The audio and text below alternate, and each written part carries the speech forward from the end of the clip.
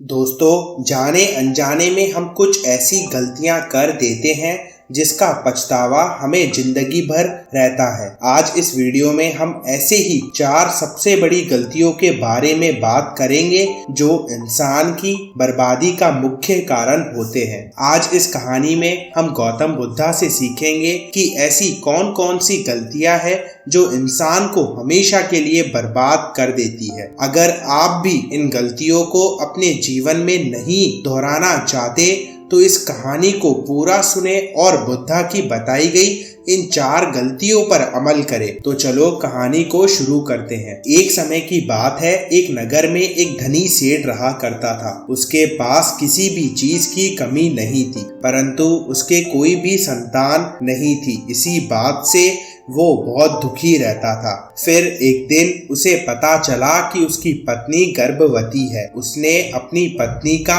बहुत ख्याल रखा। ऐसे में एक दिन उसके घर में पुत्र का जन्म हुआ। पुत्र के होने की खुशी में उसने पूरे नगर में मिठाइयां बंटवा दी। देखते ही देखते उसका पुत्र बड़ा हो गया। फिर सेठ ने उसके पुत्र को गुरुकुल भेजने का निर्णय किया ताकि वो पढ़ लिख कर एक विद्वान व्यक्ति बन सके। अभी उसके पुत्र की उम्र ज्यादा नहीं हुई थी, लेकिन उसी उम्र में अपने बेटे को शिक्षा ग्रहण करने के लिए गुरुकुल भेज दिया गया। गुरुकुल में वो बालक अच्छे से शिक्षा ग्रहण करने लगा, अपने सभी गुरुओं की आज्ञा का पालन करता रहा। ऐसे में वो बालक वहाँ का सबसे होनहार और होशियार विद्यार्थी बन गया। गुरुकुल में उस बालक ने सारी वेद पुराण और शास्त्रों का अध्ययन किया और बहुत बड़ा विद्वान बन गया। लेकिन वो कहते हैं ना, समय कब बदल जाए किसी को भी नहीं पता। ऐसे ही एक दिन किसी प्राकृतिक आपदा की वजह से उसके माता पिता की मृत्यु हो गई और तब उस बालक ने ये खबर सुनी कि उसके माता पिता की मृत्यु हो गई है और उसका सब कुछ बर्बाद हो गया। तब उस बालक ने इस सांसारिक मोह माया से मुंह मोड़ लिया था और उसने निश्चय किया कि वो गुरुकुल से शिक्षा पूर्ण करने के बाद अपना पूरा संपूर्ण जीवन लोगों की भलाई में व्यतीत करेगा। फिर जब उस बालक की शिक्षा पूर्ण हो गई तो उसके बाद वह बालक सन्यासी बन गया और वो सांसारिक वस्तुओं से दूर रहकर हिमालय की ओर चला गया। जंगल में जाकर उसने वहां लंबे समय तक तपस्या की।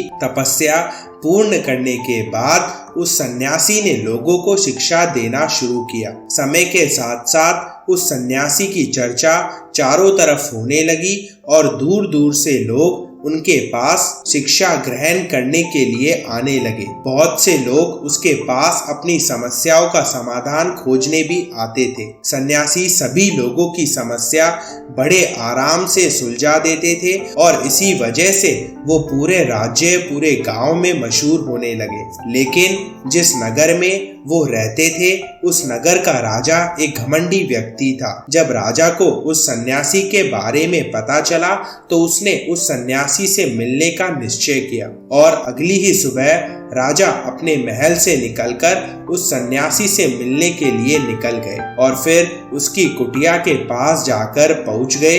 वहां पहुंचकर जब राजा ने उस पहली नजर में सन्यासी को देखा तो वह देखता ही रह गया। उसके चेहरे पर एक अलग ही तेज थी। जब वह सन्यासी के पास पहुंचा तो उसे बड़ी अपार शांति का अनुभव हुआ और उस राजा ने उस सन्यासी को प्रणाम किया और उसके पास जाकर बैठ गया। राजा ने सन्यासी से वार्तालाप की और वो राजा पहली ही मुलाकात में उस सन्यासी के व्यक्तित्व से इतना प्रभावित हुआ कि उसने उसी समय से अच्छाई के रास्ते पर चलने की ठान ली और मन ही मन सोचने लगा कि इतनी छोटी सी मुलाकात में सन्यासी मुझे इतना बदल सकता है, तो अगर ये हमेशा के लिए मेरे साथ ही रहे तो यह तो मेरी जिंदगी बदल देंगे। यह सोचकर राजा सन्यासी को अपने महल चलने के लिए आग्रह करने लगा। उसके इतने आग्रह करने के बाद सन्यासी मना नहीं कर पाए और वह राजा के महल चलने के लिए तैयार हो गए। फिर राजा सन्यासी को लेकर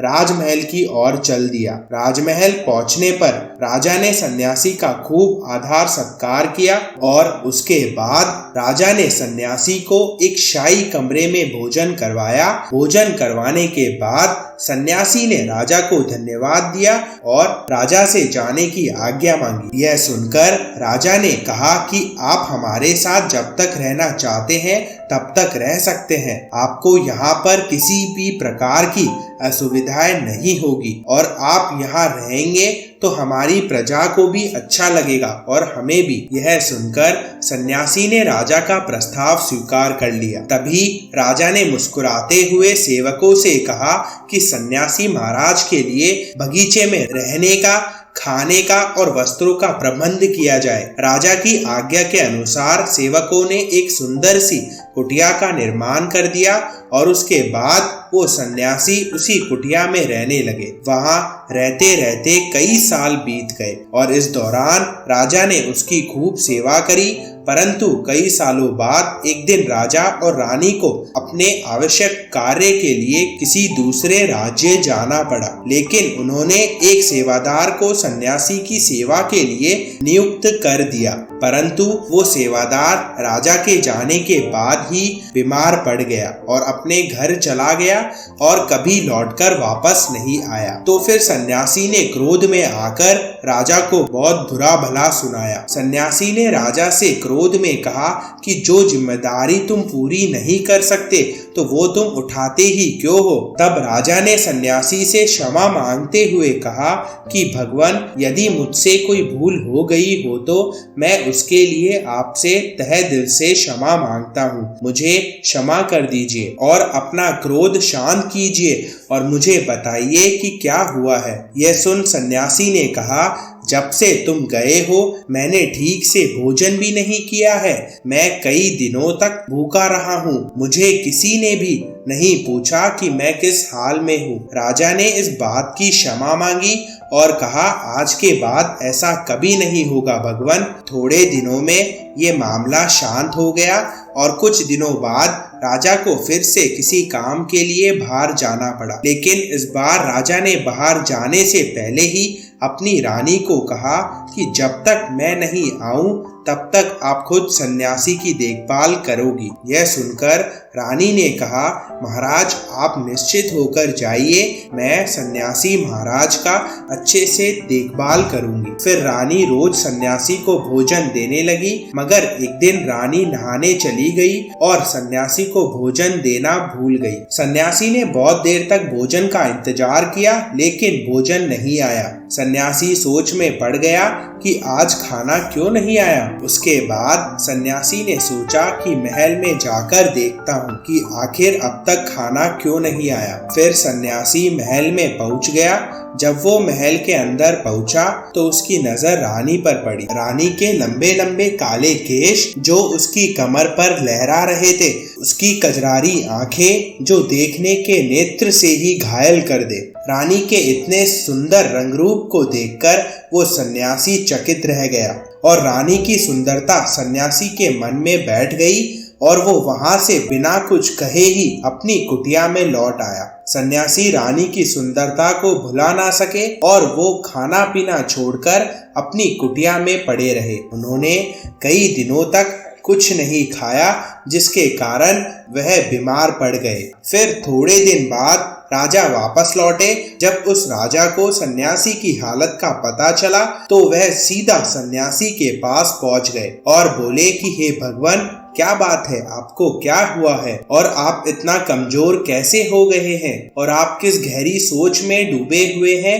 क्या मुझसे वापस कोई भूल हो गई है? तब सन्यासी ने कहा, नहीं राजन, आपसे कोई भूल नहीं हुई। यह सुनकर राजा ने कहा, तो फिर क्या बात है, आप मुझे बताइए, मैं आपकी परेशानी जरूर दूर कर सकता हूँ। यह सुनकर सन्यासी ने राजा से कहा कि राजन, मैं आपकी रानी की अद्भुत सुंदरता को देखकर उनकी सुंदरता के फेर में पड़ गया और अब मैं रानी के बिना जिंदा नहीं रह सकता। यह सुनकर राजा हैरान हो गया और कुछ देर सोचने के बाद राजा ने उस सन्यासी से कहा, मैं आपको मेरी रानी दे दूंगा। यह सुनकर सन्यासी बहुत प्रसन्न हो गया। फिर राजा सन्यासी को लेकर महल चला गया और जब वो महल पहुंचा तो उस दिन रानी ने अपने सबसे सुंदर वस्त्र और गहने पहने हुए थे। फिर राजा रानी के पास पहुंचा और रानी से कहा कि हमें सन्यासी की मदद करनी चाहिए, ये बहुत कमजोर पड़ गए हैं और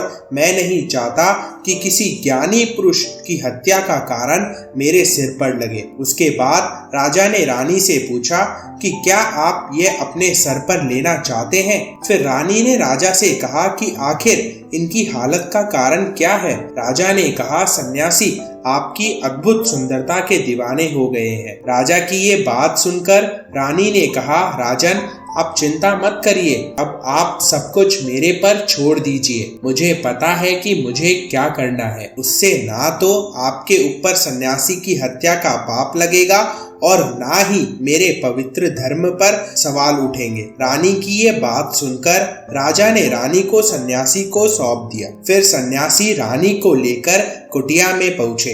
रानी कुटिया में आते ही कहने लगी कि हम इस कुटिया में नहीं रह सकते, हमें एक घर चाहिए। यह सुनकर सन्यासी तुरंत राजा के पास पहुंचा और बोला, हमें एक घर चाहिए। यह सुन राजा ने जल्द से जल्द सन्यासी के लिए एक घर का प्रबंध करवा दिया। फिर सन्यासी और रानी उस घर में पहुंचे और फिर रानी ने कहा, ये घर तो बहुत गंदा है, हम यहाँ नहीं रह सकते। यह सुन सन्यासी फिर राजा के पास गया और घर को साफ करवाने को कहा। राजा ने तुरंत सेवकों को कहकर घर साफ करवा दिया। रानी और सन्यासी दोनों घर में गए और रानी नहा धोकर बिस्तर पर आकर लेट गई। फिर सन्यासी भी बिस्तर पर आ गया। फिर रानी ने सन्यासी से कहा कि आपको पता है कि आप कौन हैं और आप क्या कर रहे हैं? आप एक महान सन्यासी हैं जिसके लिए राजा खुद आपके लिए सभी जरूरतों की चीजें उपलब्ध करवा रहे हैं।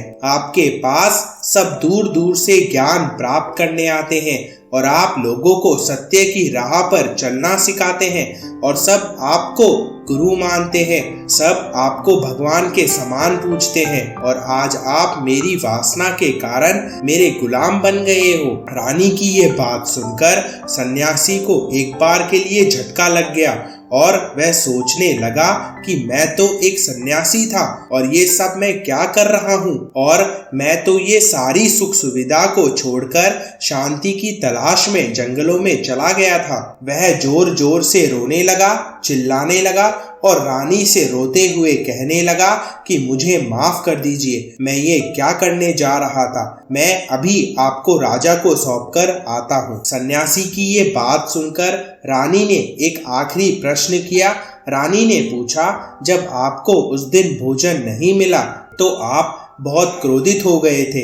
मैंने आपका वैसा रूप पहली बार देखा था, तब से मैं देख रही हूँ कि आपके व्यवहार में बहुत परिवर्तन आ गया है। ऐसा क्या हुआ था महाराज, इतना क्रोध आपको क्यों आया? सन्यासी ने कहा, जब मैं जंगल में रहता था तब मुझे समय पर भोजन नहीं मिलता था और जब से मैं महल में आया हूँ तब से मुझे ये सब सुख सुविधाएं मिलने लगी है और मैं इन्हीं सब सुख सुविधाओं की मोह माया के जाल में फंस गया और फिर मुझे ये सब पाने की लालच होने लगी और जब मुझे ये नहीं मिला तो मुझे गुस्सा आने लग गया। सन्यासी ने कहा, सच तो यह है कि जब इच्छा पूरी ना हो तो क्रोध आता है और अगर इच्छा पूरी हो जाए तो लालच पैदा हो जाता है। और सन्यासी ने रानी से कहा, यह इच्छा की पूर्ति ही मुझे वासना तक ले आई है और इसी कारण मैं आपके प्रति आकर्षित हो गया।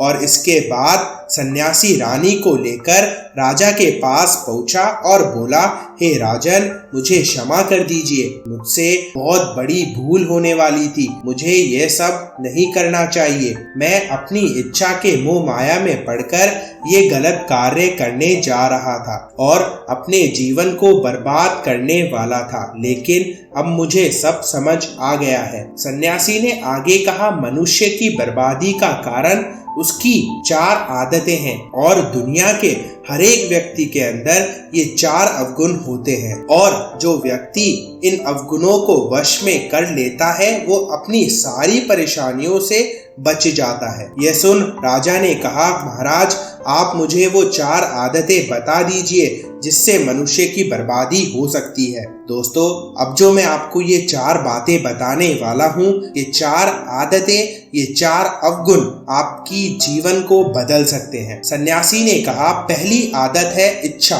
क्योंकि इच्छा ही हर व्यक्ति के अंदर का सबसे पहला अवगुण है, और जो व्यक्ति अपनी इच्छाओं को नियंत्रित नहीं कर पाता वो व्यक्ति कभी भी सफल नहीं हो पाता, क्योंकि जैसे ही उसकी एक इच्छा पूरी होती है तो वह दूसरी की ओर बढ़ने लगता है और ऐसे ही इच्छाओं के जाल में फंसता चला जाता है और हमेशा दुखी रहता है। इसलिए हमें अपने मन को वश में करके रखना चाहिए और इच्छा की पूर्ति ना होने पर कभी दुखी नहीं होना चाहिए। फिर सन्यासी आगे कहते हैं कि मनुष्य को बर्बाद करने वाली दूसरी आदत है वासना। वासना का जन्म हमारे मन में उत्पन्न होने वाली इच्छाओं से होता है। जैसे व्यक्ति इच्छाओं के जाल में फंसा रहता है, उसी प्रकार मनुष्य वासना के जाल में फंसता ही चला जाता है। वासना के अलावा व्यक्ति को कुछ और नजर नहीं आता। आज तक जितनी भी लड़ाइयाँ या जितने भी झगड़े हुए हैं उसमें से कई सारी स्त्री को पाने के लिए ही हुई है। रावण संसार का सबसे बुद्धिमान, सबसे शक्तिशाली व्यक्ति है, लेकिन उसने भी माता सीता की सुंदरता में पड़कर अपना सब कुछ बर्बाद कर लिया। इसलिए हमें काम वासना से दूर रहना चाहिए। अब मनुष्य को बर्बाद करने वाली तीसरी आदत है क्रोध, क्योंकि जब मनुष्य की वासना या इच्छा की पूर्ति नहीं होती तो उसके मन में क्रोध उत्पन्न होने लगता है, और जब व्यक्ति को क्रोध आ जाता है तो उसके मन पर उसका नियंत्रण नहीं होता और वो क्रोध में ऐसा कुछ बोल जाता है या ऐसा कुछ कर जाता है जिससे उसे बाद में बहुत पछतावा होने लगता है। क्रोध में व्यक्ति गलत निर्णय लेने लगता है। सन्यासी आगे कहते हैं कि हे राजन, मनुष्य को बर्बाद करने वाली चौथी आदत है लालच। लालच का फल हमेशा बुरा होता है। हर मनुष्य के जीवन में कभी ना कभी ऐसा अवसर आता है जब वह लालच में पड़ ही जाता है और अधिक पाने की लालसा में कुछ गलत कर बैठता है और जिसके कारण वह वो सब कुछ भी गवा देता है जो उसके पास पहले से ही था। जो व्यक्ति लालच करता है वो सफलता से कोसों दूर रहता है। अगर हम समय रहते ही लालच को त्याग दे और उसके फेर में ना पड़े तो हम एक सफल व्यक्ति अवश्य बन सकते हैं। फिर अंत में सन्यासी राजा से कहता है, हे राजन, अगर व्यक्ति इन 4 आदतों को, इन 4 अवगुणों को छोड़ देता है तो उसे जीवन में सफल होने से कोई भी नहीं रोक सकता, और जो इन आदतों को नहीं छोड़ता है, एक भी आदतों में पड़ जाता है, तो उसे जीवन में बर्बाद होने से कोई नहीं रोक सकता।